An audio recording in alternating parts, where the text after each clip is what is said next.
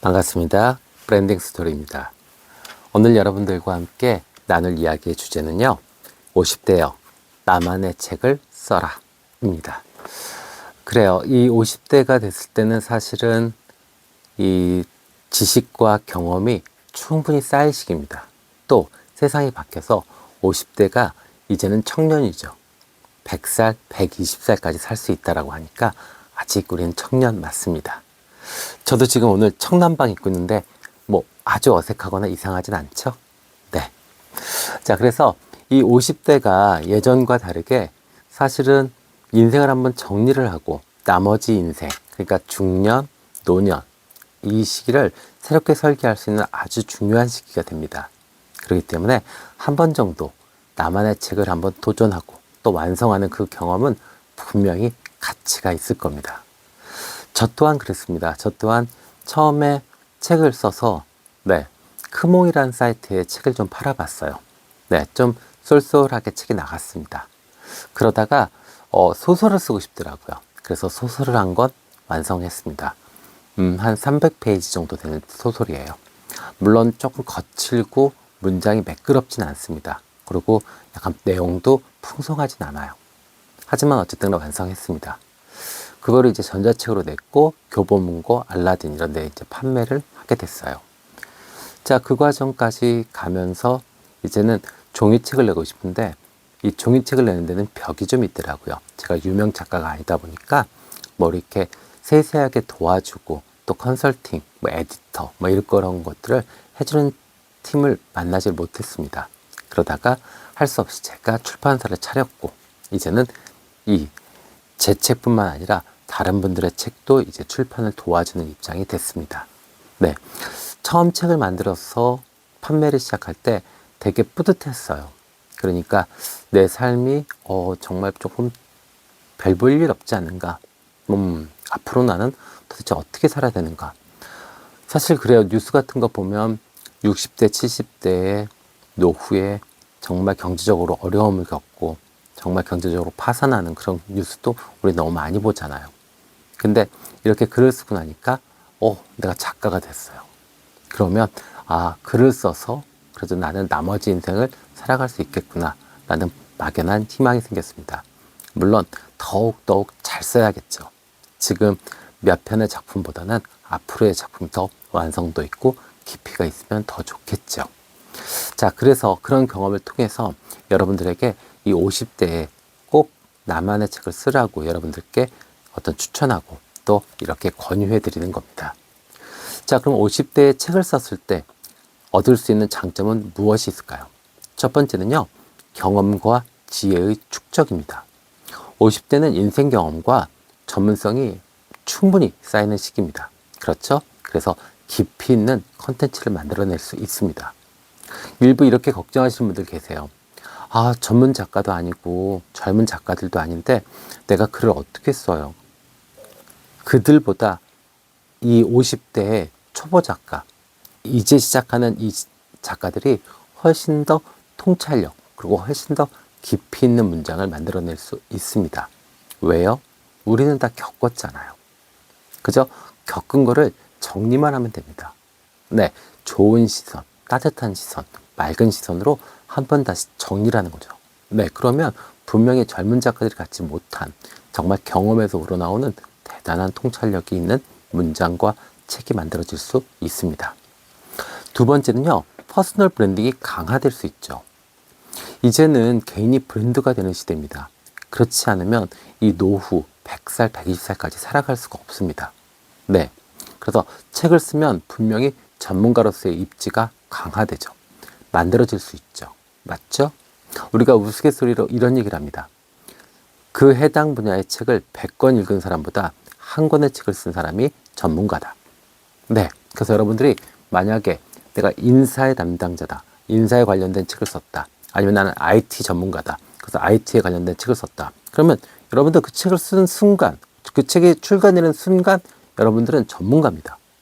그렇게 생각하셔도 돼요. 그러면 어떻게 되죠? 강연, 코칭, 컨설팅 같은 추가적인 기회가 열리죠. 그러면 내가 브랜딩이 되는 겁니다. 나의 브랜딩의 시작은 결국 책의 출간부터 시작입니다. 세상에 나의 브랜드를 알리는 건 책으로부터 시작되는 겁니다. 아셨죠? 네. 자, 세 번째입니다. 이렇게 되면 어떻게 되죠? 경제적 기회가 만들어지죠. 맞습니다. 책 판매 수익이 있죠. 근데 사실 이건 크게 기대할 순 없어요. 왜냐하면 우리가 아직 전문 작가도 아니고 인지도가 이렇게 높지도 않아요. 그리고 천여적이잖아요. 그러면 사실 그냥 묻히는 게 거의 대부분입니다. 그런데 재밌는 건 이를 이용해서 강연, 컨설팅, 그리고 온라인 클래스 같은 것들이 열려질 수 있는 계기가 생깁니다. 왜? 왜냐고요? 나는 이제 작가니까요. 네, 무슨 책의 저자, 누구 이렇게 되기 때문에 분명히 강연의 기회도 컨설팅의 기회도 또 온라인 클래스 같은 것을 열 수 있는 기회도 만들어질 수 있고 또 본인이 노력하시면 쉽게 만들 수 있습니다. 그러면 분명히 경제적 기회가 생기죠. 그러면 지금부터 새로운 내 노후, 어떤 나의 미래가 만들어질 수 있죠. 나답게 행복하게 가치 있게 돈을 벌 수 있는 기회가 열리는 겁니다. 자, 네 번째 너무 중요합니다. 자기 성찰 정리입니다. 남들은 이 시기에 어떤 권태기니 갱년기니 또 아니면 뭐 회사에서 내 자리가 없어지나 마나 이런 거에 대해서 고민할 때 나는 내 인생을 돌아보고 또 정리하는 과정을 통해서 삶에 대한 새로운 통찰이 생기고요. 그쵸? 그것을 통해서 또 새로운 미래도 설계할 수 있죠. 자, 경험과 지식을 체계적으로 정리하는 과정은 결국에는 나의 정신적 성장을 돕게 됩니다. 지금 권태롭고 의미 없고 그리고 약간 매너리즘에 빠져 있고 뭔가 시큰둥하다. 네, 그냥 막연히 불안하기만 하다. 이럴 때 책을 쓰시는 걸 추천해 드립니다. 분명히 정신적으로 성장하고 정서적으로 많이 안정되실 겁니다. 다섯 번째입니다. 사회적으로 기여할 수 있죠. 내가 분명히 경험한 것들, 내가 정말로 열심히 쌓아놓은 지식들, 그거 누군가에게는 꼭 필요합니다. 네, 저도 책을 쓰게 된 계기가 보잘것없고 내세울 거 없는 경험과 지식이지만 어느 날 그런 생각이 들더라고요. 나 같은 사람이 또 있을 텐데 나같이 말도 안 되는 상황에서 정말로 살아보려고 애를 쓰는 사람들이 있었을 텐데 그러면 그 후배들한테 분명히 도움이 되는 책이 되겠다. 도움이 되는 방법을 만들어야겠다. 그런 마음에서 책을 쓰기 시작했습니다. 여전히 그 마음으로 책을 씁니다. 네, 그러면 분명히 이 사회적으로 네, 도움이 되겠죠. 그래서 나의 지식과 경험을 후배 세대에게 전수할 수 있죠. 또한 인생 2막을 준비하는 사람들에게 건전하고 용기를 줄 수 있는 롤 모델로서 내가 당당히 설 수도 있죠. 그러면 분명히 사회적으로 내가 큰 기여를 하는 거 맞습니다. 네. 자, 그러면 이렇게 좋은 의도를 갖고 있음에도 불구하고 현실적으로 어떤 제약이 따를까요? 첫 번째는 시간이 부족입니다. 맞아요. 50대는 분명히 아직도 직장 생활을 하고 또 가족들의 일이 많습니다. 중고등학생들도 많고, 그쵸? 또 사회적으로도 활동할 일이 많습니다. 친구들 만나야 되고요. 또 가족들 모임도 있고요. 그죠? 이렇게 바쁜 시기에는 사실 글쓰기에만 집중하기는 좀 어려워요. 그쵸? 그리고 또 쉽게 가족들한테 이것 때문에 시간을 빼달라고 하기에도 조금은 민망합니다. 그렇죠? 그러면 그냥 매일 30분씩 자기 전에 한번 습관을 들여보세요. 네, 그러면 분명히 큰 도움이 될 겁니다. 또 마감 효과를 한번 이용해 보세요. 그러니까 내가 2주에는 2주 동안 한 챕터는 내가 만들어 보겠다. 그래서 이렇게 달력으로 이렇게 체크를 해보세요. 그리고 이번 주에는 요만큼 나가기. 이렇게 하시면 분명히 시간을 내서 내가 어떤 그 마감 효과 때문에라도 글을 완성하는 습관이 만들어질 수 있습니다. 두 번째는요, 많은 분들이 고민하세요. 이 글쓰기 실력이 내가 부족한데 이거 어떡하냐. 나는 정말 뭔가 의미 있게 나도 퍼스널 브랜드도 만들고 또 나의 어떤 지식과 경험을 전수하고 싶은데 글을 쓰는 것은 두렵다. 이렇게 이야기할 수 있습니다. 막연하게 두려운 거죠. 그쵸? 맞습니다. 저 또한 그랬습니다. 일단 철자법 틀리면 어떡하지? 띄어쓰기 틀리면 어떡하지?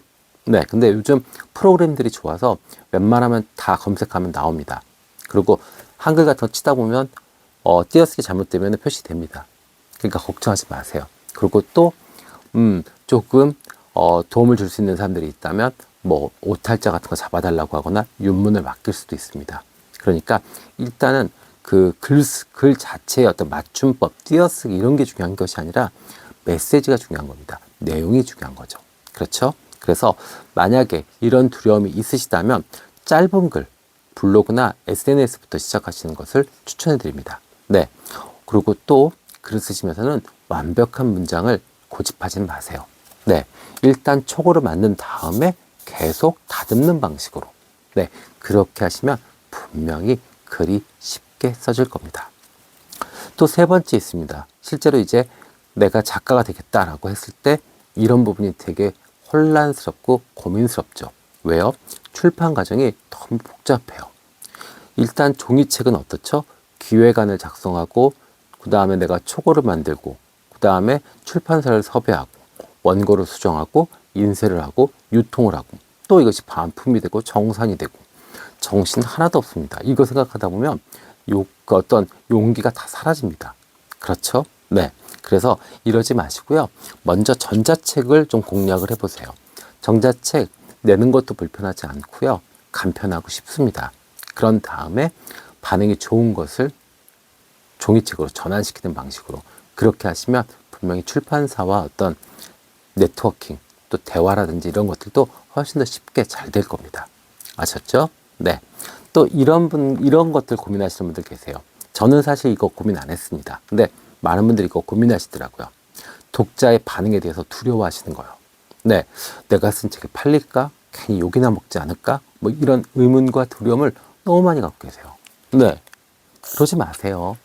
아까 이야기했잖아요. 우리가 해밍웨이도 아니고 무라카미 하루키도 아닙니다. 우리 책을 전 세계 사람들이 기다리는 거 아니에요. 뭐 안 써도 그만이고 써도 그만입니다. 사실.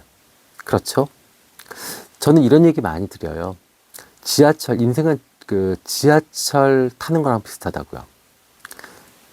땡 하고 들어갔는데 거기 있는 사람들이 내 자리를 만들어주지 않아요. 또 그 지하철에 내가 안 탄다고 그게 안 가는 거 아니잖아요. 기다려주지도 않습니다. 그냥 내가 타는 겁니다. 내가 필요하다면. 그죠? 그리고 내가 만약에 자리가 너무 몸이 불편하다. 그러면 자리를 어쨌든 간에 이렇게 봐서, 그죠? 빈자리가 생길 것 같은 곳에 서서 기다렸다가 그 자리에 앉아야 돼요. 네. 세상은 그렇습니다. 그래서 우리가 이 너무 독자에 대해서 두려워하거나 아니면 불편해하거나 이러시면 글 자체를 시작도 못 합니다. 그래서 만약에 추천을 해드리는 건 아까도 얘기했지만 블로그나 SNS 같은 데에 그냥 연재를 한번 해보세요. 네. 그래서 반응을 먼저 좀 살펴보세요. 그래서 조금이라도 한두 명이라도 하트 붙이고 그 다음에 와서 뭐 댓글로라도 글 내용 좋아요. 다음 편 궁금해요. 뭐 이러면 아하 됐다. 용기가 좀 생기죠? 그러면 이제 그걸 장편으로 만드시면 되죠. 또 유튜브나 인스타 같은 거 하시는 분들 계시다면 이분들을 미리 독자로 확인할 수 있습니다. 모을 수 있습니다. 왜냐하면 평소에 내가 그 분야의 어떤 관심 분야를 계속 어떤 그 게시물을 올리고 또 그거에 관련된 관심을 갖고 계신 분들이 또 계속 나의 어떤 팔로우, 친구가 되기 때문에 분명히 내가 글을 썼을 때 어떤 베타 테스트를 할 수 있는 그런 좋은 고객이 될 수 있습니다. 자, 다섯 번째입니다. 다섯 번째 되게 중요해요. 아무리 좋은 의도를 갖고 있더라도 체력과 집중력이 떨어지면 사실 말짱 도루묵이죠. 맞죠? 그래서 확실히 우리가 젊었을 때보다 장시간 집중하는 것이 어렵습니다. 네, 저도 이게 제일 힘들었어요. 그래서 일단은 체력이 좋아야 됩니다. 그렇기 때문에 뭐 저는 마라톤하고 헬스합니다. 사실 마라톤하고 헬스하는 이유는 글을 쓰기 위해서입니다. 여러분들도 꾸준히 운동을 해보세요. 그리고 명상이나 짧은 산책 이런 것을 습관화시키셔서 집중력을 회복하는데 도움을 좀 받으셔야 합니다. 그러면 분명히 몸도 마음도 건강해지고 또 그 결과물로 아주 멋진 책이 나올 수 있습니다. 자, 그럼 정리 좀 해볼게요. 50대에 책을 쓰는 전략입니다. 첫 번째, 일단 작은 목표부터 시작하기. 그래서 블로그, SNS부터 글을 쓰기 시작하자. 두 번째, 출판 과정은 간소하게 하자. 그래서 어떻게 해요? 전자출판으로 시작해서 종이책으로 넘어가는 방식을 선택하자. 세 번째, 퍼스널 브랜딩과 연결시키자. 어차피 긴 인생 정말 나답게 살려고 그러면 내가 브랜드가 돼야 된다. 그렇기 때문에 퍼스널 브랜딩과 연결시키자. 그래서 유튜브, 인스타그램과 연결시켜서 분명히 내가 책을 발간했고 또 이 책을 좋아하는 사람들을 내 구독자층으로 유튜브와 블로그로 모아놓으시면 좋죠. 자, 네 번째는요. 꾸준히 글쓰기를 습관화시켜야 된다. 맞습니다. 그래서 하루에 30분이든 아니면 주말에 몰아서 글을 쓰든 어쨌든 간에 나만의 루틴이 확고하게 만들어져야 됩니다. 다섯 번째, 체력과 멘탈 관리입니다. 운동과 명상으로 글쓰기를 지속할 수 있는 그런 기본적인 체력과 마음 상태를 만드셔야 됩니다. 그러면 분명히 좋은 글을 쓸 수 있습니다. 네. 자, 오늘은 여러분들과 이렇게 50대에 나만의 책을 써야 되는 이유, 그쵸? 그리고 그것에 대한 현실적인 어려움, 또 이것을 극복할 수 있는 방법에 대해서 알아봤습니다. 이제 100살, 120살까지 사는 인생에 우리도 이제 작가가 돼서 정말 나만의 브랜드를 한번 만들어 보자고요. 아셨죠? 네. 자, 지금까지 함께 해주셔서 감사합니다. 브랜딩 스토리였습니다.